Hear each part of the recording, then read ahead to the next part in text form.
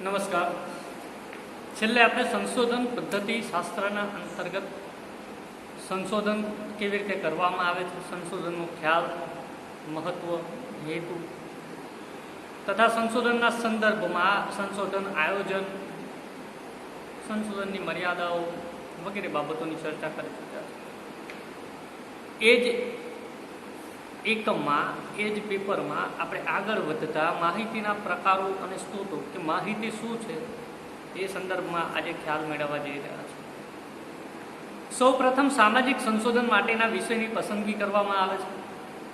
વિષયની પસંદગી થયા બાદ સંશોધકે સંશોધન યોજના ઘડવાની હોય છે. સંશોધકે સંશોધન યોજનામાં સ્પષ્ટ કરવું આવશ્યક છે કે જે વિષય પર સંશોધન કરવામાં આવે છે અથવા તો જે સમસ્યાનું સ્પષ્ટીકરણ કરવા માગે છે તે અંગેની માહિતીનું સ્વરૂપ કેવું છે અને તે માહિતી ક્યાંથી પ્રાપ્ત થવાની છે અથવા તો ક્યાંથી ઉપલબ્ધ થશે તે બાબતનો સમાવેશ થાય છે. બીજા શબ્દોમાં કહીએ તો સંશોધક પોતાના સંશોધન કાર્યમાં કેવા પ્રકારની માહિતીનો ઉપયોગ કરવા માગે છે અથવા તો માહિતી ક્યાંથી પ્રાપ્ત થશે, કેવી રીતે મેળવવામાં આવશે તે અંગેની સ્પષ્ટતા એ સંશોધન યોજનામાં કરવી આવશ્યક જોવા મળે છે. આ જ સંદર્ભમાં અહીં આ એકમમાં આપણે માહિતી એટલે શું, માહિતી કેટલા પ્રકારની અને કેવી જોવા મળે છે, કેવા સ્વરૂપની જોવા મળે છે તથા માહિતીના સ્ત્રોતો કયા કયા હોઈ શકે તેની સમજ મેળવવા જઈ રહ્યા છે. સંશોધનમાં જે સામાજિક સંશોધન છે એ સામાજિક સંશોધનમાં આ બધા જ પ્રકારની માહિતીનો ઉપયોગ શું છે તેનો પણ આપણે અત્યારે પરિચય મેળવીશું. તો સૌપ્રથમ માહિતી એટલે શું ત્યાંથી આપણે શરૂઆત કરીએ તો સામાન્ય અર્થમાં કે સામાન્ય રીતે કહીએ તો હકીકતો, આંકડાઓ, વલણો, બનાવો, અનુભવોને આધારે જે માહિતીમાં પરિભાષિત કરવામાં આવે છે. પરંતુ શ્રીમતી યંગ કહે છે કે સંશોધક માટે માહિતીની વ્યાખ્યા બહુ ઉપયોગી નથી. સંશોધનમાં માહિતી શબ્દ કંઈક વિશાળ અર્થમાં સમજાય તેવું જોવા મળે છે. અભ્યાસ અને વિશ્લેષણને આધાર તરીકે કામમાં આવતા સંશોધન વિષયને સામાજિક બધી જ ભૂતકાલીન અને વર્તમાનકાલીન વિગતોને માહિતી કહેવામાં આવે છે. ફરી એ જ બાબતને પુનરાવર્તિત કરીએ તો અભ્યાસ અને વિશ્લેષણના આધાર તરીકે કામમાં આવતા સંશોધન વિષયને આનુષંગિક બધી જ ભૂતકાલીન તથા વર્તમાનકાલીન વિગતોને માહિતી તરીકે ઓળખવામાં આવે છે. શ્રીમતી યંગના શબ્દોમાં કહીએ તો data are all relevance materials past and present serving as basis for analysis survey. આમ અહીંયા માહિતીનો ઉલ્લેખ કરવામાં આવ્યો છે. ડેટા માટે અહીં માહિતી શબ્દ પ્રયોજાય છે. અંગ્રેજીમાં ડેટા, ગુજરાતી શબ્દ માહિતીથી કંઈક વિશેષ છે, પરંતુ ડેટા શબ્દના ગુજરાતી પર્યાય તરીકે માહિતી શબ્દ પ્રચલિત બન્યો હોય તેવું જોવા મળે છે. માહિતી શબ્દનો ઉપયોગ કરવો એવું જણાવ્યું છે. આ ઉપરાંત અંગ્રેજી ભાષામાં ગુજરાતી પર્યાય તરીકે સામગ્રી શબ્દ પણ વપરાતો હોય તેવું જોવા મળે છે. આજ સાથે માહિતીની વ્યાખ્યા પરથી આપણને ખ્યાલ આવે છે કે જે બનાવો છે, આંકડાઓ છે, અનુભવો છે, હકીકતો છે, ઉપરાંત ઘણી વિગતો છે જેનો માહિતી તરીકે સમાવેશ થાય છે. આવી વિગતો વ્યક્તિના વિચારો, વલણો, પ્રવૃત્તિઓ, માન્યતાઓ, સામાજિક ધોરણો કે મૂલ્યો પણ હોઈ શકે છે. આથી જ્હોન ડોલાર્ડ વગેરે લેખકો માહિતીને વિદ્વાન મસાલો અથવા તો સામગ્રી તરીકે ઓળખાવે છે. સંક્ષેપમાં કહીએ તો માહિતી એટલે સામાજિક સંશોધન માટે ઉપયોગી એવી સાધન સામગ્રી, સામાજિક સંશોધન માટે ઉપયોગમાં લેવામાં આવતી માહિતી ગૌણ અને પ્રાથમિક એમ બે પ્રકારની જોવા મળે છે. અત્રે આપણે વાત કરી તેમ માહિતી એ વિવિધ બનાવો, આંકડાઓ અને જે વિગતો છે એ વિગતોને એકઠી કરી મેળવવામાં આવે છે. સામાજિક સંશોધનના સંદર્ભમાં વાત કરીએ તો આ માહિતીના બે પ્રકાર જોવા મળે છે. એક ગૌણ માહિતી અને બીજું પ્રાથમિક માહિતી. તો ગૌણ માહિતી શું છે તેનો પરિચય મેળવીએ તો ગૌણ માહિતીને દ્વિતીય કક્ષાની માહિતી પણ કહેવામાં આવે છે. પ્રોફેસર રોબર્ટસન અને રાઇટના મતે અન્ય હેતુ માટે એકઠી કરવામાં આવેલી માહિતી, પરંતુ સંશોધન હેતુ માટે ઉપયોગમાં લેવાયેલી માહિતીને ગૌણ માહિતી તરીકે ઓળખવામાં આવે છે. અન્ય હેતુ માટે એકઠી કરવામાં આવી હોય અને પછી તેને બીજા સંશોધનમાં ઉપયોગમાં લેવાય તો તેને ગૌણ માહિતી તરીકે ઓળખવામાં આવે છે. ડેનિસ અને ટીફન રીગર કહે છે કે જે તે સામાજિક સંશોધનના ચોક્કસ સંશોધન હેતુની પરિપૂર્તિ માટે એકત્ર કરવામાં આવી ન હોય તેવી માહિતી પહેલેથી જ અસ્તિત્વમાં ધરાવતી કે નોંધાયેલી માહિતી તરીકે ઓળખાય છે. ગૌણ માહિતી એ અગાઉથી એકત્રિત સ્વરૂપે મેળવી કે દસ્તાવેજી માહિતી તરીકે પણ ઓળખવામાં આવે છે. પોલિંગ યંગના મતે વાત કરીએ તો પોલિંગ યંગના મતે મૂળ સ્ત્રોતોમાંથી સંપાદિત થયેલી માહિતીને ગૌણ માહિતી કહે છે. જે મૂળ સ્ત્રોતો હોય એ મૂળ સ્ત્રોતોમાંથી જે સંપાદન કરવામાં આવ્યું હોય એવી માહિતીને ગૌણ માહિતી તરીકે પોલિંગ યંગ ઓળખાવે છે. આવી માહિતીનું પ્રકાશન કરનાર વ્યક્તિ તેમજ એકઠી કરનાર વ્યક્તિ જુદી જુદી હોય છે. આ વ્યાખ્યા અનુસાર દસ્તાવેજી સ્ત્રોતોમાંથી મળતી માહિતી એ ગૌણ માહિતી છે. વસ્તી ગણતરીના આંકડા પ્રાથમિક માહિતી છે, પરંતુ એ આંકડાને સંશોધન હેતુ માટે ઉપયોગમાં લેવામાં આવે ત્યારે તે ગૌણ માહિતી બનતા હોય તેવું જોવા મળે છે. એટલે કે કોઈ પણ પ્રાથમિક માહિતીનો બીજી વાર ઉપયોગ એ ગૌણ માહિતી તરીકે બની જાય છે. આમ સેકન્ડ હેન્ડ ડેટાને ગૌણ માહિતી કહેવાય. આ અર્થમાં મોટાભાગની દસ્તાવેજી માહિતી ગૌણ માહિતી છે. અર્થાત ગૌણ માહિતીના મુખ્ય સ્ત્રોત એ દસ્તાવેજો જોવા મળે છે એવું પણ કહી શકાય. વર્તમાનપત્રો, સામયિકો, સંશોધન લેખો, કોર્ટ કચેરીના અહેવાલો, પંચના અહેવાલો, વસ્તી ગણતરીના અહેવાલો, સરકારી ખાતાના આંકડા, સર્વેક્ષણો વગેરે સંશોધન હેતુ માટે ગૌણ માહિતી પૂરી પાડે છે. ગૌણ માહિતીના સંદર્ભમાં આપણે એનો પરિચય મેળવ્યા બાદ જો એના સ્ત્રોતો જોઈએ તો ગૌણ માહિતી ક્યાંથી ઉપલબ્ધ થાય છે, કેવી રીતે ઉપલબ્ધ થાય છે એ સંદર્ભમાં વાત કરીએ તો ગૌણ માહિતીના સ્ત્રોતોમાં મુખ્યત્વે દસ્તાવેજી સ્ત્રોતોમાંથી પ્રાપ્ત થાય છે, જેવી આપણે ચર્ચા કરી. આથી ગૌણ માહિતીને દસ્તાવેજી માહિતી તરીકે પણ ઓળખવામાં આવે છે. સામાજિક સંશોધન માટે દસ્તાવેજોમાંથી અગત્યની માહિતી મળે છે. બધા જ પ્રસિદ્ધ અને અપ્રસિદ્ધ લખાણોને દસ્તાવેજો કહેવાય છે. દસ્તાવેજ લેખિત સ્વરૂપમાં હોય છે. તે મેળવવા માટે સંશોધકે અભ્યાસ ક્ષેત્રમાં જવાની જરૂર નથી. આથી દસ્તાવેજોની માહિતીના પરોક્ષ સ્ત્રોતો તરીકે ઓળખવામાં આવે છે. તેમાં સરકારી અને બિનસરકારી અહેવાલો, નોંધો, આંકડાઓ, કાયદાઓ, નિયમો, હસ્તપ્રતો, અંગતપત્રો, ડાયરીઓ, આત્મકથા, મુસાફરોના લખાણો, વર્તમાનપત્રો, સામયિકો તથા ચલચિત્રો વગેરેનો સમાવેશ થતો હોય તેવું જોઈ શકાય છે. દસ્તાવેજી માહિતીના સ્ત્રોત તરીકે એને નીચે મુજબ વહેંચવામાં આવે છે, જેમાં સાર્વજનિક દસ્તાવેજો અને અંગત દસ્તાવેજો એમ બે દસ્તાવેજોના સંદર્ભમાં તેને વિભાજિત કરવામાં આવતા હોય તેવું પણ જોવા મળે છે.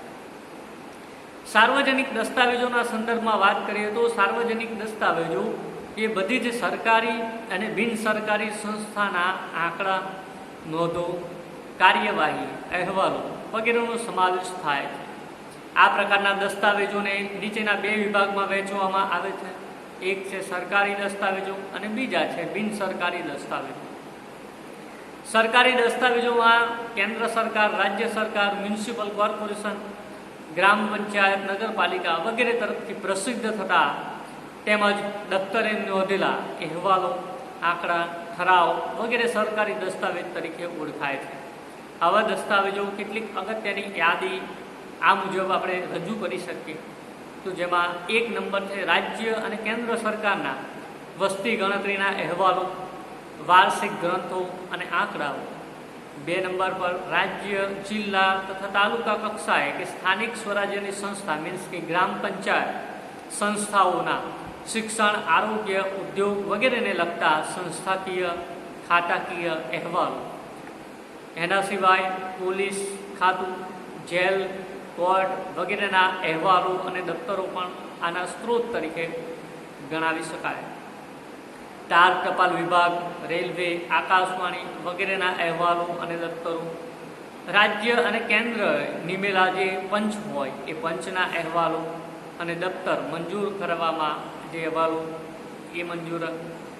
આ જે પંચ છે એ પંચમાં આપણે ઉદાહરણ તરીકે લઈએ તો ગરીબી માટે વિવિધ પંચ નિમાયેલા છે. દાંડેકર, મિન્હાસ જે પંચો થઈ ગયા કે જેમના દ્વારા અભ્યાસો કરવામાં આવ્યા અને એમના જે અહેવાલો હોય એ અહેવાલો અહીંયા ઉદાહરણ તરીકે આપણે જોઈ લઈ શકાય. રોજગાર ખાતાના અહેવાલો અને દફતરો, વેપાર ઉદ્યોગ ખાતાના અહેવાલો અને દફતરો વગેરેનો સમાવેશ થતો હોય તેવું જોઈ શકાય છે. શાળા બોર્ડના અહેવાલો તથા દફતર, સમાજ કલ્યાણ સંસ્થાઓના અહેવાલો અને દફતર કે જે બેકવર્ડ ક્લાસ કમિશન હોય, આદિવાસી કલ્યાણ મંત્રાલય હોય કે બોર્ડ હોય એના અહેવાલ વગેરે બાબતોનો સમાવેશ થતો હોય તેવું જોવા મળે છે. તપાસ પંચોના અહેવાલોનો પણ અહીં સમાવેશ કરી શકાય. વિવિધ તપાસ પંચ નીમવામાં આવેલા હોય, જે તે તપાસ પંચ દ્વારા જે અહેવાલ રજૂ થયો હોય તે પણ ગૌણ માહિતીના સ્ત્રોત તરીકે આપણે લઈ શકીએ છીએ. વાણિજ્ય કે આયાત નિકાસને લગતા અહેવાલોના આંકડા પણ અહીં આ રીતે લઈ શકાય. રાજ્યના કાયદા, ઠરાવો, વટહુકમો, પોલીસ ખાતાના નિયમો વગેરેનો સમાવેશ આ રીતે થતો હોય તેવું જોઈ શકાય છે. આ ઉપરાંત શિક્ષણ પંચ, પગાર પંચ વગેરે દ્વારા જે અહેવાલો રજૂ થતા હોય, આયોજન પંચ છે, નાણાં પંચ છે, એમના દ્વારા જે અહેવાલો રજૂ થતા હોય તેનો પણ સમાવેશ થાય છે. આ સિવાય અન્ય જે બાબતો કે જે દસ્તાવેજી અહેવાલો સ્વરૂપે રજૂ થતી હોય તેનો પણ સરકારી સંસ્થાઓ દ્વારા જે રજૂ કરવામાં આવતી હોય તેનો અહેવાલ તરીકે અહીંયા ઉપયોગ કરી શકાય અથવા દસ્તાવેજી સ્ત્રોત ગૌણ માહિતી તરીકે ઉપયોગ કરી શકાય. બિનસરકારી દસ્તાવેજોના સંદર્ભમાં વાત કરીએ તો બિનસરકારી દસ્તાવેજોની અંતર્ગત સામાજિક પરિષદોના અહેવાલો, કલ્યાણ સંસ્થાઓ કે જે સેવા સંસ્થાઓ છે એના અહેવાલો, વેપારી મંડળો, માલિક મંડળો, મજૂર મંડળોના અહેવાલો, ચેમ્બર ઓફ કોમર્સના અહેવાલો, ઔદ્યોગિક સંગઠનોના અહેવાલો, બેંકોના અહેવાલો, વર્તમાનપત્રો, સામયિક પત્રો, મેગેઝિન, બુલેટિન વગેરેમાં જે પ્રસિદ્ધ થાય છે તે પ્રકાશન, સંશોધન સંસ્થા અને શૈક્ષણિક સંસ્થાઓ કે સર્વેક્ષણ સંસ્થાઓના અહેવાલો અને અન્ય બાબતોનો પણ સમાવેશ થઈ છે. આમ ઉપરોક્ત સ્વરૂપમાં સાર્વજનિક સ્ત્રોતો ભૂતકાલીન અને સમકાલીન સમાજ જીવનના વિભિન્ન પાસા જેવા કે વસ્તી, આરોગ્ય, વેપાર, ઉદ્યોગ, સમસ્યાઓ, ગ્રામ્ય જીવન, શહેરી જીવન વગેરે બાબતોના લક્ષમાં રાખી જે રજૂ થતા જોવા મળે છે અને આ વિપુલ પ્રમાણમાં અભ્યાસ સામગ્રી પૂરી પાડે છે. આથી વિભિન્ન સામાજિક સંશોધનોમાં દસ્તાવેજી સ્ત્રોતો કે સાધનો આ જે છે એ સાધનોનો ઉપયોગ બહોળા પ્રમાણમાં થતો હોય તેવું પણ જોઈ શકાય છે. અંગત દસ્તાવેજોમાં જોઈએ તો જે પેટા મુદ્દો હતો સાર્વજનિક દસ્તાવેજો અને બીજું છે અંગત દસ્તાવેજો. તો અંગત દસ્તાવેજોમાં જોઈએ તો વ્યક્તિગત કે અંગત દસ્તાવેજોમાં અંગત પત્રો, ડાયરી, આત્મકથા, મુસાફરોના લખાણો, નિબંધો વગેરે વ્યક્તિગત રીતે કે વ્યક્તિગત લખાણોમાં સમાવેશ થતા હોય તેવું જોવા મળે. અહીં આપણે અંગત પત્રો, ડાયરી અને આત્મકથા જેવા અંગત દસ્તાવેજોના સંક્ષેપમાં પરિચય મેળવીએ તો અંગત પત્રોના સંદર્ભમાં વાત કરીએ તો ટપાલ વ્યવસ્થાનો વિકાસ થતાં દૂર રહેતા સગા સંબંધી અને સંપર્ક ટકાવી રાખવા માટે પત્રનો મહત્વનો ભાગ ભજવેલ હોય તેવું જોવા મળે. વ્યક્તિ તેના સંબંધીને પત્ર લખે છે અને તેમાં પણ કુટુંબ જીવન, મનોવ્યથા, સમસ્યાઓ વગેરે જોવા મળે છે. તેમજ સમાજ જીવન અને ઉચ્ચ પરિસ્થિતિ અંગે પણ નિરૂપણ જોવા મળે છે. આવા અંગત પત્રો સંશોધન માટે ઉપયોગી બને છે. અંગત પત્રો અભિવ્યક્તિ સ્વરૂપના દસ્તાવેજો છે. જો કે અભિવ્યક્તિ સ્વરૂપના દસ્તાવેજો તરીકે અંગત પત્રોનું સામાજિક સંશોધનમાં શું મહત્વ રહેલું છે તેનો આધાર એ જે તે સંસ્કૃતિ પર રહેલો જોવા મળે છે. 2 નંબર પર આપણે ડાયરીની વાત કરીએ તો કેટલીક વ્યક્તિઓ જીવનની રોજબરોજની જે પ્રવૃત્તિ છે એ પ્રવૃત્તિને નિયમિત ઘટનાઓના સ્વરૂપમાં લેખિત નોંધ રાખતી જોવા મળે. આવી નોંધને ડાયરી તરીકે ઓળખવામાં આવે છે. ડાયરી લખનાર વ્યક્તિ પોતાના જીવનના અનુભવ, બનાવો, લાગણીઓ, વિચારો વ્યક્ત કરતી હોય છે. તેમજ કેટલાક બાબતમાં જોઈએ તો કેટલાક બનાવો અંગે પોતે અંગત વિચારો કે પ્રતિક્રિયાઓ પણ વ્યક્ત કરેલી હોય તેવું જોવા મળે છે. આથી આવી ડાયરી સામાજિક સંશોધન માટે અભિવ્યક્તિ સ્વરૂપનો બીજો મહત્વનો દસ્તાવેજી સ્ત્રોત બને છે. ઇતિહાસકારો અને મનોવિજ્ઞાનીઓ સામાજિક સંશોધનમાં ડાયરીનો દસ્તાવેજી સ્ત્રોત એ ખૂબ જ ઉપયોગી જોવા મળે છે, કારણ કે વ્યક્તિની ભૂતકાલીન જીવનના અભ્યાસ, તેમના વર્તન, ઘડતર, વિચાર પ્રવાહ વગેરેને સમજવા માટે આ ડાયરી એ માહિતી પૂરી પાડતી હોય તેવું જોઈ શકાય છે. આ સિવાય આત્મકથામાં જોઈએ તો ખાસ કરીને નેતાઓ, સાહિત્યકારો, વિજ્ઞાનીઓ વગેરે દ્વારા જીવન વૃત્તાંતનું નિરૂપણ એ પોતાની આત્મકથામાં કરતા જોવા મળે છે. તેમાં લેખક પોતાના જીવન ઉપરાંત અનેક ઘટનાઓ બને તે પોતે નિરીક્ષણો હોય તે નિરીક્ષણો પણ વર્ણવતો જોવા મળે છે. આથી આવી આત્મકથા લખનાર વ્યક્તિના અભ્યાસ ઉપરાંત સમાજ જીવનના અભ્યાસ માટે પણ અગત્યની માહિતી ઉપલબ્ધ થાય છે. જેમ કે પંડિત નહેરુ, મહાત્મા ગાંધી વગેરેની આત્મકથાઓ તેમના જીવન ઉપરાંત સ્વતંત્ર ચળવળની માહિતી પૂરી પાડે છે. આત્મકથામાં તત્કાલીન સમાજ જીવનનું પણ દર્શન થાય છે અને લેખકના પોતાના અનુભવો, નિષ્કર્ષ કે જે દ્રષ્ટિકોણ હોય છે તે પણ ખુલીને સામે આવતો હોય તેવું જોવા મળે છે. આથી સામાજિક સંશોધન માટે આત્મકથા મહત્વનો અભિવ્યક્તિ સ્વરૂપનો દસ્તાવેજ ગણવામાં આવે છે. વિભિન્ન સ્ત્રોતોમાંથી સંશોધકે પોતાના સંશોધન વિષયને અનુસંધાનમાં ઉપયોગી તેવી એકત્ર માહિતી કરવાની હોય છે. વાસ્તવમાં તો તેણે સમગ્ર માહિતી સંશોધન વિષયને લગતી સામાજિક હકીકતો અલગથી તપાસવાની જોવા મળે છે અને અલગથી તારવી એને તપાસવાની હોય છે. એટલે કે આ જે ઉપલબ્ધ સ્ત્રોત છે એ ઉપલબ્ધ સ્ત્રોત અને તેમાંથી જે મળતી માહિતી છે એ જે તે સ્વરૂપમાં ઉપયોગ કરવાનો હોતો નથી, પરંતુ સંશોધકે જે સ્ત્રોતમાંથી જે માહિતી મેળવી હોય એ સ્ત્રોત અને તેમાંથી માહિતીની યથાર્થતા, વિશ્વસનીયતાની ચકાસણી કરવાની આવશ્યકતા જોવા મળે છે અને તે આધારે એ માહિતીને ઉપયોગમાં લેવાની હોય તેવું જોઈ શકાય છે. અત્રે આપણે માહિતીના સંદર્ભમાં માહિતી અંતર્ગત ગૌણ માહિતીના સ્ત્રોતોની ચર્ચા કરી. હવે આ જ સંદર્ભમાં અગાઉ આપણે પ્રાથમિક માહિતી અથવા તો ગૌણ માહિતીમાં દસ્તાવેજી સ્ત્રોતોનું મહત્વ વગેરે મુદ્દાઓ સાથે ફરી ચર્ચા કરીશું. અસ્તુ.